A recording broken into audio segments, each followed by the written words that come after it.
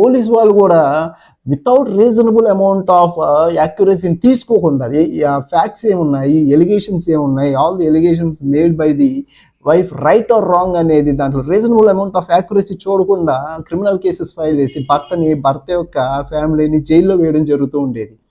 ఇలాంటి సందర్భాల్లో 2014లోనే మనకి Arunesh Kumar versus state of Bihar అనే ఒక ల్యాండ్మార్క్ జడ్జిమెంట్ రావడం జరిగింది.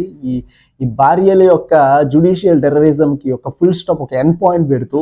ఈ జడ్జిమెంట్లో భర్తని అరెస్ట్ చేయొద్దు, నామినల్గా ఎలాంటి ఇంజురీస్ లేకుండా without inflicting any injuries by the husband on the body of the wife, should not arrest the husband and his family members unnecessarily అని ఒక జడ్జిమెంట్ ఇవ్వడం జరిగింది. Arunesh Kumar versus state of Bihar. బాగా గుర్తుపెట్టుకోండి, ఈ జడ్జిమెంట్లో ఏం చెప్పబడిందంటే husband and his family members ఈ 498A 7 years కన్నా తక్కువ పనిష్మెంట్ ఉంది కాబట్టి ఈ 498A కాదు,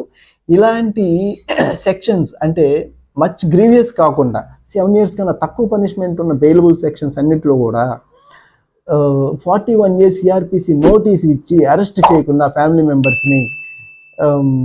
వాళ్ళ దగ్గర నుంచి ఒక మెమరాండమ్ ఆఫ్ అండర్స్టాండింగ్ తీసుకుని, ఒక అండర్టేకింగ్ తీసుకుని ఇన్వెస్టిగేషన్ కోఆపరేట్ చేస్తాను అని చెప్పిన తర్వాత స్టేషన్ బెయిల్ ఇచ్చి పంపించండి అని చెప్పడం జరిగింది.